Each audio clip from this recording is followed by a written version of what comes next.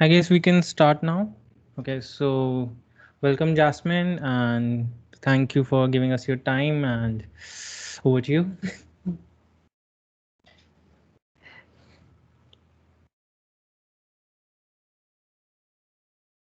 Just gonna unmute myself here. Thank you so much for having me. I am going to share my screen here real quickly here. I'm gonna open the Azure portal as well. So today, thank you so much for having me today. I'm going to talk to you about chatbots. This is a really fun project that I kind of started a little bit kind of out of interest. Maybe about like 2017, one of my first presentations I did was on the bot framework back then. And I had a lot of fun, but I didn't really know at the time that I was doing. But since then, the bot framework has really like evolved into this really cool platform, along with the Lewis framework, which is the language understanding framework. So I'm going to share my screen here, and I'll share my entire desktop. And yeah, so yeah, I'm happy to come and do and talk about chatbots. So for those of you who may not know who I am, I'm Jasmine Greenaway. I am a cloud advocate at Microsoft. I've been at Microsoft for about a little longer than 3 years now, and I primarily focus on the academic side of developer advocacy. So that's going to universities, chatting with universities, chatting with researchers, those type of things. But I also love to, my background is initially being a developer. So yeah, I love to like create and do things like chatbots. So as I said before, this presentation is on chatbots, so we're just gonna get right into it. So essentially, let's start with the definition of a bot.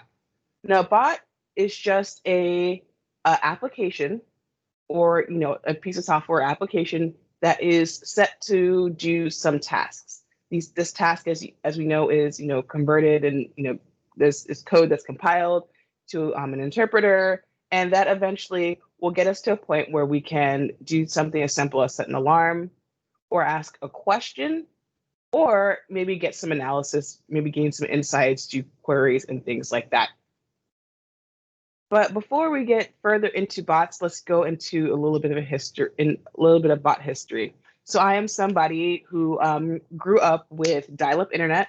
I didn't grow up with dial-up internet. It came, when I was a teenager. And I remember bots like, malicious bots that used to come and try and take your information.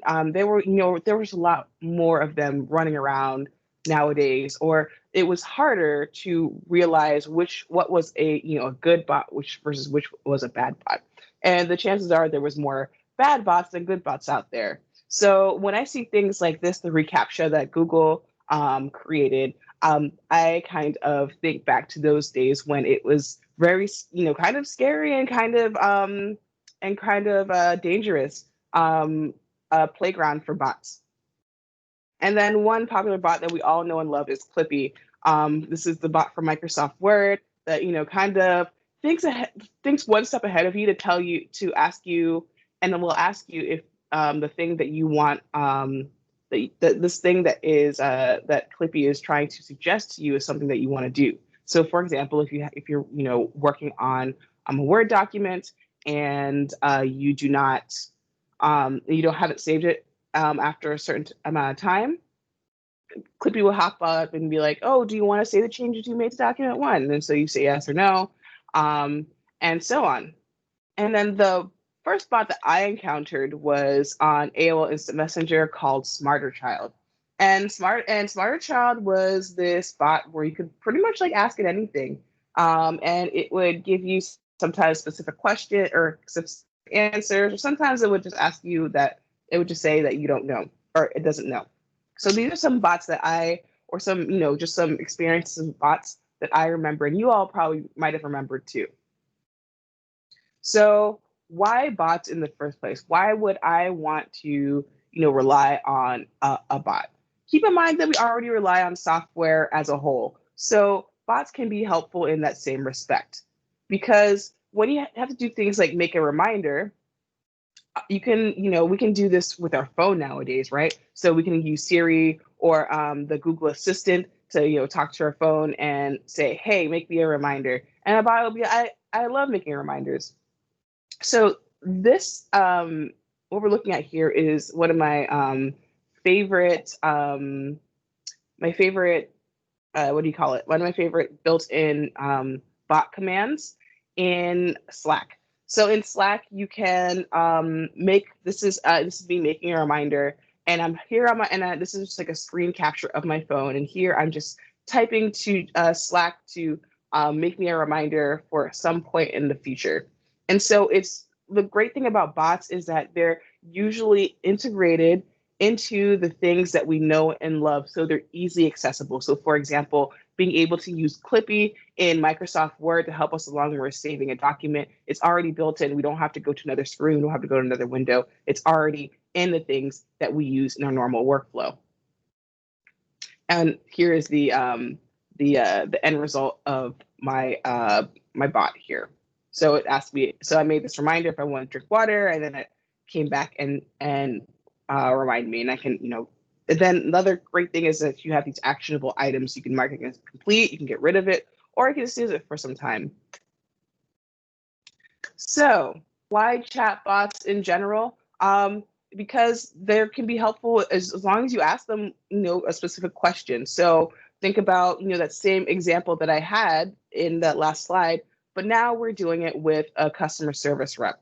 So when when you're say you need to find or get help on a specific order, or I know a shipping package or things like that, you usually reach out to some sort of customer service to help you with that. And sometimes that might be a bot.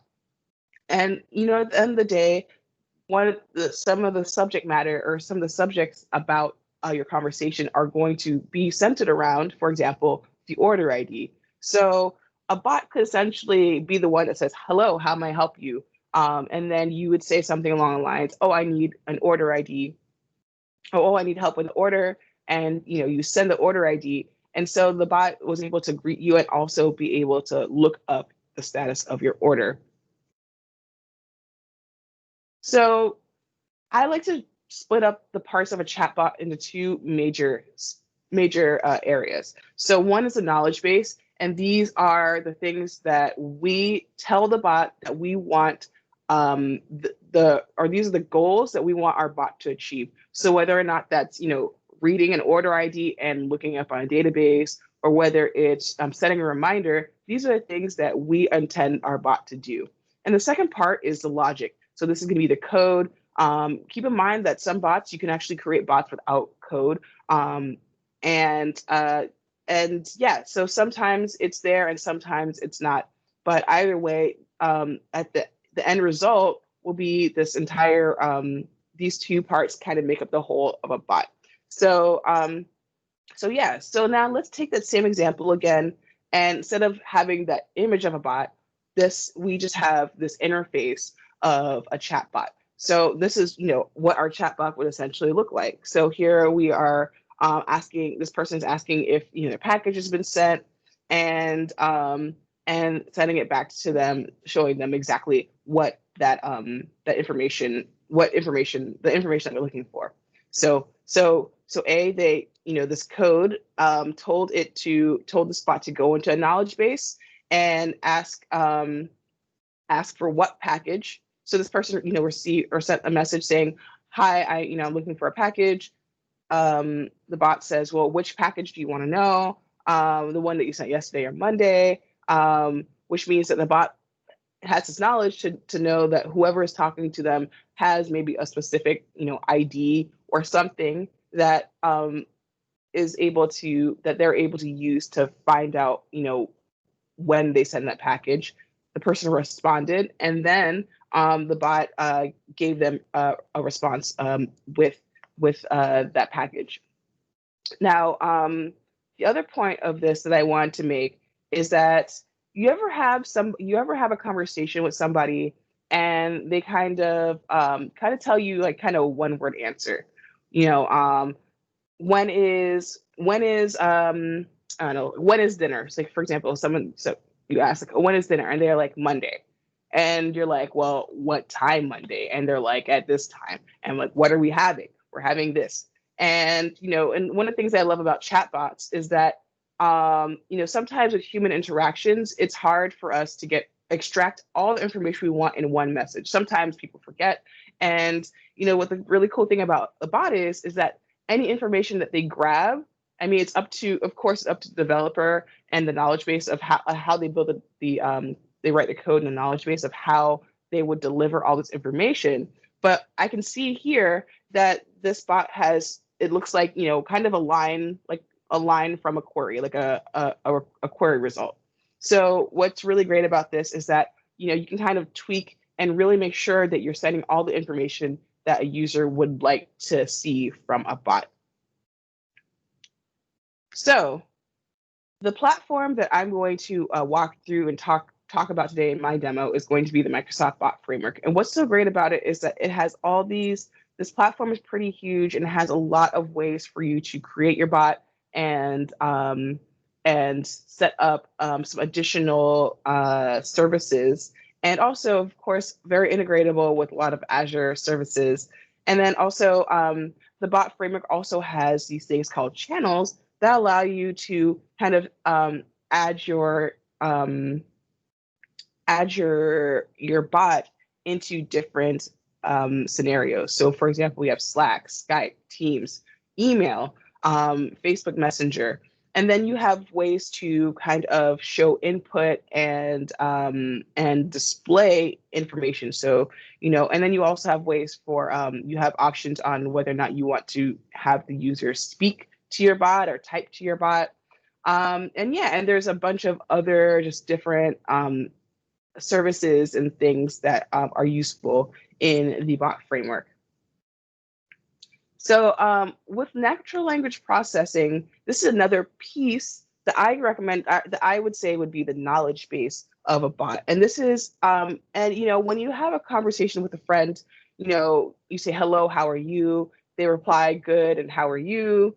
And the natural language processing is the process or or an algorithm that machine learning developers or machine learning scientists use to mimic the natural flow of conversation that you and I will experience today.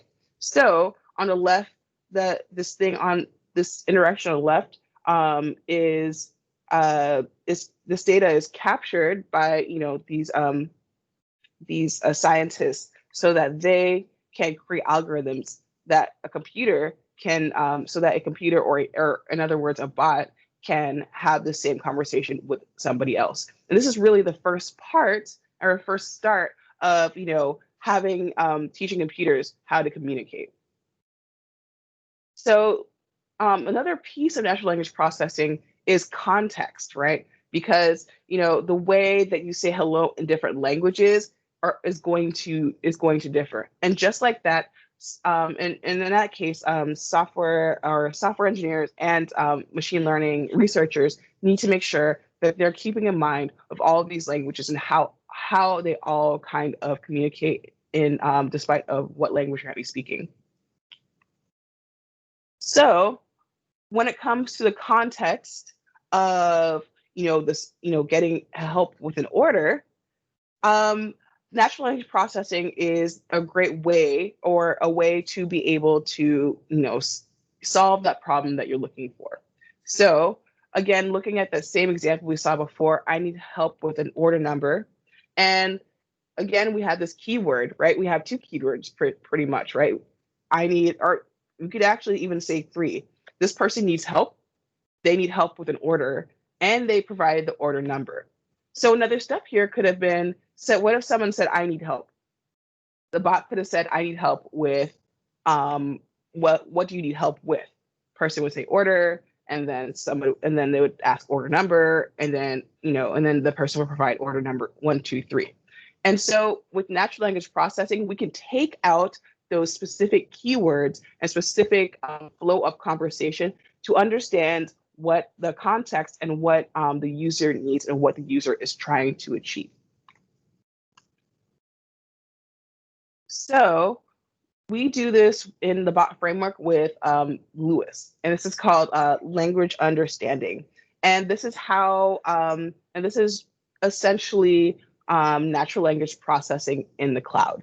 And as you can see, when the user asks a chatbot for a specific thing, Lewis comes in and says, okay, I'm looking at this query, or this text that this person asked, or Lewis understands it as a query, and it says, okay, I want to call my HR rep, and it seems that Lewis has, taken this intent, or what the user is asking, or what the user is asking for help for, as HR contact. Now, this is just a label to be able to reply with what the user is asking for. So if somebody is asking for HR contact, or if somebody's intent is that HR content label, then and it's scored pretty high, then we know that we want to take that contact or reply with the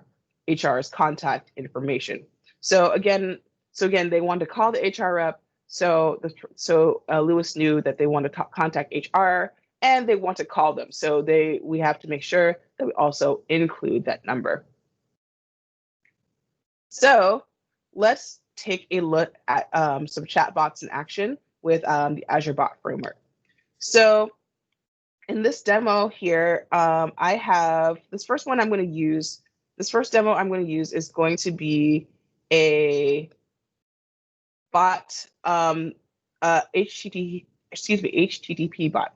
And this one I'm going to do in Node because I don't think I have it set up in C#, but let's walk through the .NET Core one real quickly before we continue on. So I'm going to go in here into my bot here. Yes. So yeah, so actually let's see if I can just I'm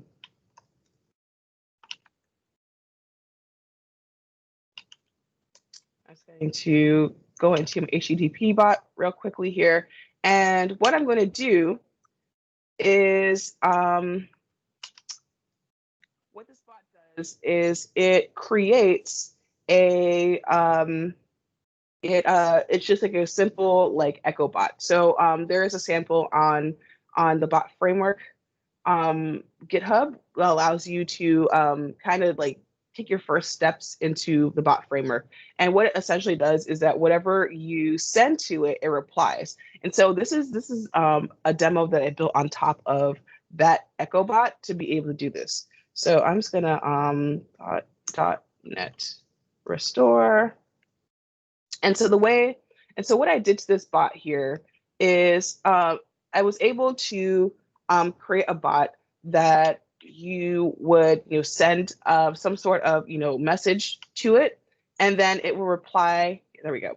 And then it would reply with some sort of response. But then also it would also send it to a logic app endpoint. So that's what this is what this is doing to right now. So let me just zoom out here so it's a little bit easier for me to read for a second. And I am going to go to my logic app to show you kind of what how that's set up. So let me go to my logic app here. And I'm going to just open up my logic app. Let's see if I can find it here. Okay, logic app sandbox.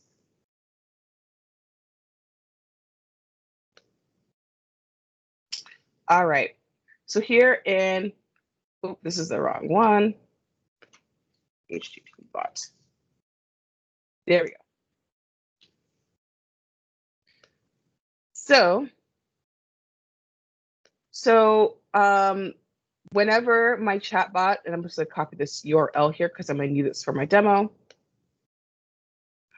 So whenever I run that bot, it sends a message to this HTTP endpoint and puts it in a little queue here. So let's open up my code here, and I'm just going to set this up here real quickly so you can kind of see what it looks like. By the way, this repo is available on my GitHub, and I will share it toward the end. So I am going to just create a user secret here. So .net, oops. Okay, .net user secrets. And then .net user secrets. That, and then message endpoint. All right, add that URL. Okay, great. So now let's run this.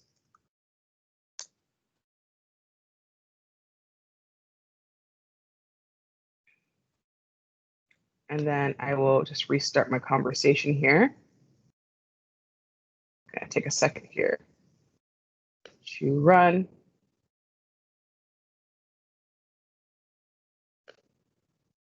All right. Hello and welcome to the spot. Hi, let's get started. What's your name? Jasmine. What's your message? Hello. All right. And now, so now that I see this response here, thank you for your message. I know that it's been sent to my endpoint. So if I were to look at my Logic app here, I can see my run history. And if I refresh it, I can see that it did get sent to my endpoint. Now, this is a very simple example. It's a very simple example, and we can actually step through it here as well real quickly in the code. So my bot, the bot that's actually starting the conversation is in this HTTP bot,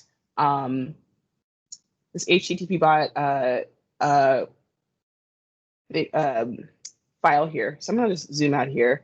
And remember, keep in mind that there's a demo, or this demo is available on GitHub. So I just need to zoom out a little bit so I can see a little bit myself. So so notice that these bots, any bot that you create is inherited from inherits the activity handler class. And that is pretty much what you use to set up or create these bots. So you start, in the constructor, you set up all of these things like the user states, who is talking, what the conversation is about, and any additional options. And then on message activity async, this is where this is really the message or the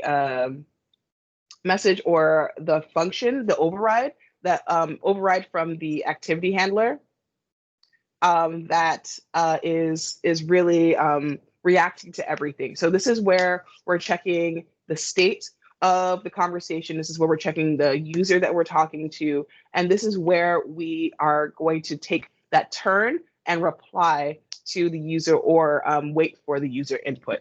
So here in conversation state is where I keep track of the conversation flow. And then here in the HTTP bot is, another override is on members added async. So as you saw, as soon as I entered the chat, it asked me hello and welcome to the spot. So it watches for when people come into the chat. And then this is pretty much the flow of my conversation. So the way that it works in bot framework is that anything that you want, anything that a user applies to, you'll be able to access it in the next conversation step. So notice that so this switch case setup that I have here, depending on what the conversation flow or the state of the conversation is, it will hit one of these points here. And then in the end here, there's just additional function that I added to be able to send my response to an endpoint. So yeah, so if you're interested and you kind of want some first steps into a bot, definitely check out this HTTP bot example. And it's also built in Node if you're more comfortable with Node. So I'm going to close this up here, and then I'm going to give this Lewis bot a try. It gave me a little bit of some issues this morning, but we're going to see if we can get it to work. So my Lewis bot here is this bot. It based on a conversation state, it will ask the user if they want docs or samples from the Microsoft Docs site, or both. And then based on the conversation or what the user asks for, it will either send docs or samples or both. So I'm going to just close this. I'm going to end this bot here. And by the way, I'm doing this all on the bot framework emulator, by the way. So this is a really great way for you to be able to test out your bot before deploying it anywhere. So I would recommend this, and it's really fast, a quick, easy download. So I highly recommend using it if you want to test locally. Okay, so now I'm going to go to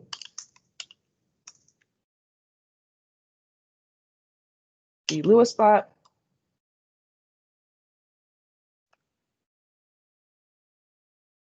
Okay. All right. So before we get into the Lewis bot, first I'll go ahead and open the bot. Notice that again we are inheriting from the activity handler and setting up the on message activity override, and also greeting the bot or greeting the user when they get added to the chat. And in here, similar conversation flow, but also in here we have some additional code here that does some checks to make sure that Lewis is all set up, and also this is the conversation where the conversation is. So the dialogue is pretty much this compartmentalized or abstraction of the conversation that you expect to have. So it's kind of, I guess, not even abstraction, but kind of a blueprint of that conversation that we want to have. So the dialogue that you saw in the HTTP bot, notice that there was no dialogue. There was no actual dialogue in that bot. And normally that's okay if the conversation is really short, but in this case, because the conversation is a little bit more involved, especially with Lewis, I went and added dialogue. And the one that I added is this type called the waterfall dialogue. And this is just a very linear way to be able to set up a conversation that kind of has like a linear, send a message, get a response back, send a message, get a response back type of thing. And another great thing about using the waterfall dialogue or any dialogue of any point is this access to prompts. So, in these dialogues, I can add things like a text prompt, choice prompt, and confirm prompt. So text prompt is, a little bit self-explanatory. It's what a user would enter into the chat. Choice prompt is options that the bot gives the user, so they can't really send a message. They can send a message, but the bot's is going to ignore it and wait for the person to choose yes or no, or whatever the choices are. In this case, it's choosing like docs or samples, and then the confirm prompt is like kind of a yes or no type of thing. And so in my waterfall dialogue that I've created here, you can kind of see that select resources is going to be my choice prompt. My text step is going to be my text prompt, like so what type of text that what kind of subject matter you're looking on for docs and bots, or docs and samples. And my confirm choices is like, are you sure this is what you want to look up? And this is where the confirm prompt comes in, yes or no. So let's go and take a look at one of these steps. So I'm going to go to this definition here. So here I've saved the language that the person wants to look up or the subject matter, save the resource, and then I send this to the Lewis recognizer, which is what I've named my my instance of Lewis, and then I either depending on its intent, I get a response of I get the resource, or I get or I tell the user that their response was not found. So speaking of Lewis, I can show you exactly what kind of Lewis looks like. So Lewis is the platform on which you would build these intents and these entities. So for example, just to give you a little bit of overview, in Lewis, the intents are going to be the nouns, or sorry, the verbs, and then the entities are going to be the nouns. So here my intent is to greet the user. And here the user's intent is that they want to learn something. They want to learn either, something from docs or samples, or also they want to and they want to learn kind of and then the entities here are kind of the nouns here. So in here, the tech interests is going to be also the entity as well. Or yes, the tech interests are going to be the entity, and then intents here, learning intent, which is a verb, and these nouns are attached pretty much to these intents are these verbs. So anyway, so when you've set up your intents and your entities the way that you like, then you would pretty much go to train, and so you train your model, and then you can actually test it out yourself. And then you would just hit this publish button, and that would give you an app ID, a prediction ID, and you would be all set. So let's continue on and see if we can start this Lewis bot here. The .NET run.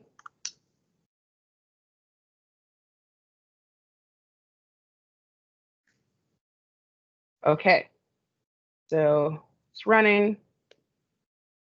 And we'll start the conversation. And so it greeted me. And it looks like I'm running into some issues with my bot here. That's weird. Let's see. All right. Let's see. It's complaining here on line 66. Okay. Let's try the Node version. I might have set something incorrectly, but for sake of time, I will just we'll continue on and see if we can see if the Node version is working.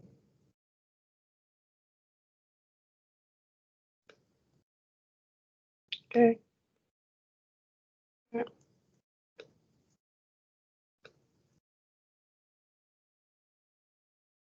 Okay.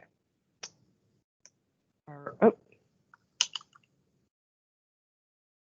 All right.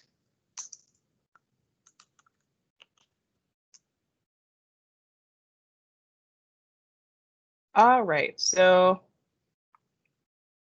again, that's running. So let's restart this. Okay, great. So now it's here asking what learning resources do I want? And here is my dialogue, or my choice, that choice dialogue that I was talking about, where I can choose either docs or samples or both. So here, if I were to send a response like this, it would ask me again for the prompt, and it would just ignore what I said, right? So say I wanted to get both. And now I could ask what language that I want. So let's say I want some docs on, I don't know, F#. And unfortunately, I'm running into some issues with Lewis. It could be something on my end. It looks like it's something on my end. No idea. Never seen this issue. Never seen this error before. But it might be something on my end where I need to update something on Lewis, and maybe I need to configure something. Maybe the API has changed. As I mentioned before, the bot framework is always evolving and changing. So it really could be something that I might have misconfigured. Either way, both of these demos are available in this repo here, and I'm actually going to share my PowerPoint here so you can see it.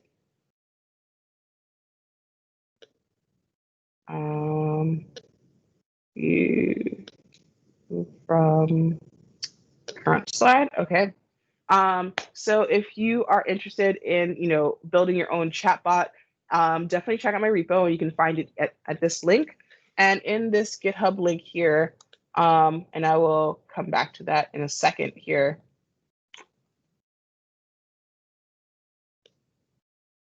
Let's see, GitHub, HTTP bot.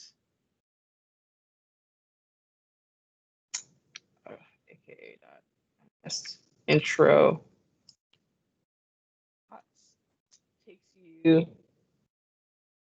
to this repo here and takes you to samples, and it's split up by the type of bot you're looking for. Remember, the HTTP bot is without Lewis, and the Lewis bot is the only one that uses Lewis. And so it has like instructions and also some more information if you're interested in learning more about the bot emulator. Now, before I leave you and end this presentation, if there is a chance that you are not interested in using Node or C# or even Python, you can create bots in Python, and you'd rather just be able to have a full-on experience with the bot framework where you're writing no code, then I recommend that you check out the bot framework documentation. There is a tool called the oh my goodness, I'm drawing a blank on it, but it's the bot. Yeah, let me look it up on the docs here so I don't forget. It is, let me just check it out here.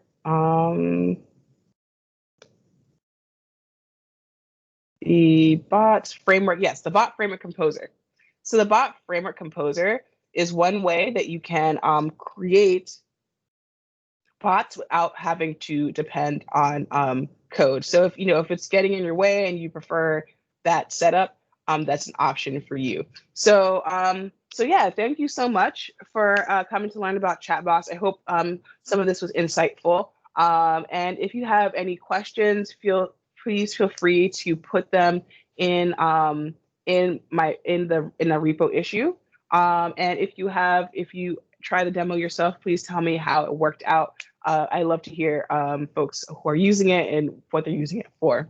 I can open up for a few minutes of Q&A if anybody has any questions. So thank you.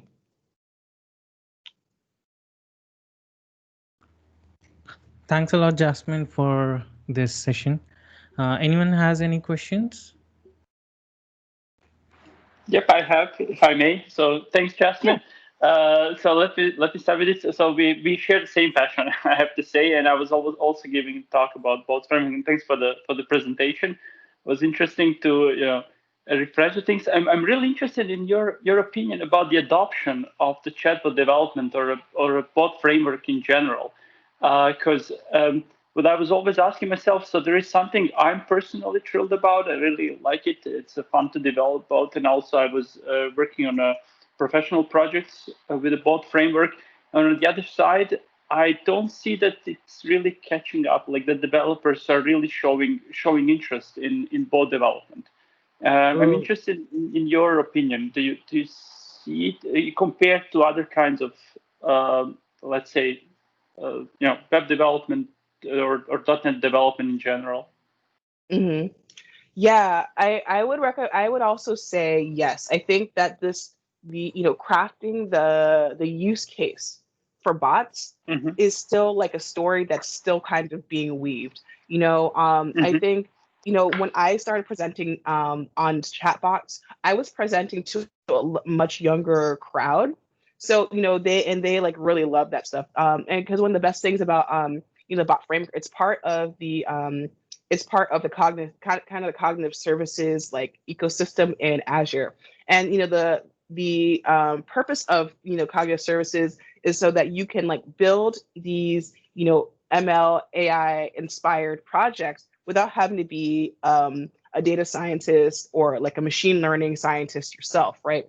And so I feel like the bot framework, and I think with the introduction of things like the bot framework composer, it puts us a little closer to what that experience is, that general experience that we all look for in cognitive services. So for example, being able to use like a model, a way for you to model your intents like Lewis, to be able to like build like that natural language processing without being a without being a scientist. Same thing with the image recognizer, or sorry, the image, I forgot the name of it, the custom vision API in cognitive services, where you can kind of create a model by sending some images, labeling them, and then kind of just using an endpoint to send like some new data, or get some predictions and things like that. So I think that when the bot framework really started, at least when I started using it on version, I think it was like 2 or 3, it was it was very hard. It was a very hard point of entry for me.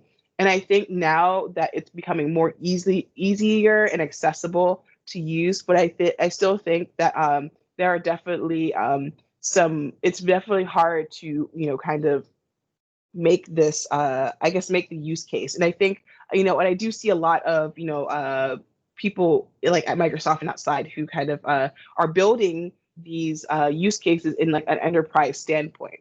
But because at the end of the day, so many companies do use bots to get things done, and for example, like customer service and things like that. So I think with the bot framework, with the bot framework composer, it makes it a little bit easier to kind of get into there, and kind of get the bot framework into the enterprise market that I assume that Microsoft is looking for. I hope that answers your question.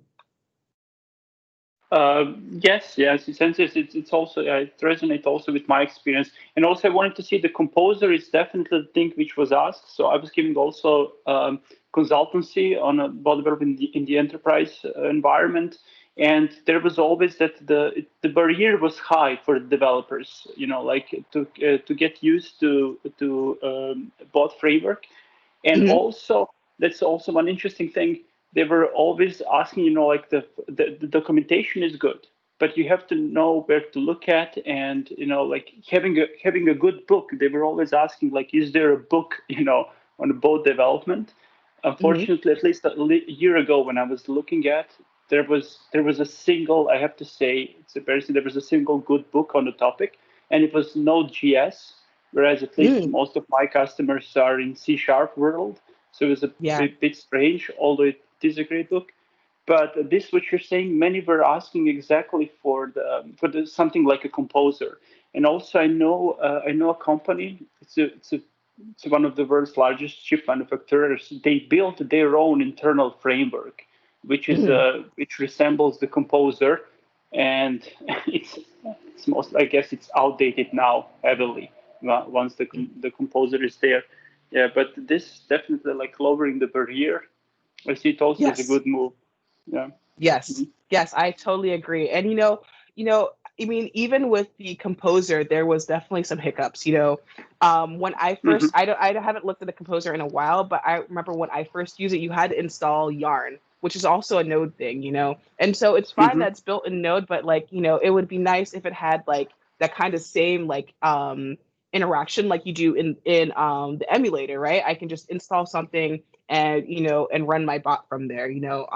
So I think that as the feedback and things evolve, I think that the bot framework will be a little, that like you said, that barrier to entry will be a little lower and be easier to, so and more inclusive for more people to be able to jump in. I think one way that Microsoft has really like made this amazing with specifically with this topic of automation is Power Apps and Flow. Well, it's called Power Automate now. Being able, so I think a lot about things like Logic apps where you can kind of like drag and drop and kind of set up your flow. And I see that the Bot Framework Composer kind of has that same like kind of like idea. And so I'm really just excited and looking forward to see kind of where the framework evolves from now. I just think it's kind of up from here.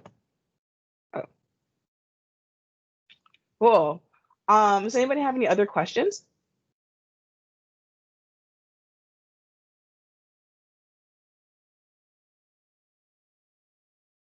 I will check the chat as well. All right. Okay, so I guess there are no more questions. Thanks a lot, Jasmine, once again for joining us and For giving having us me.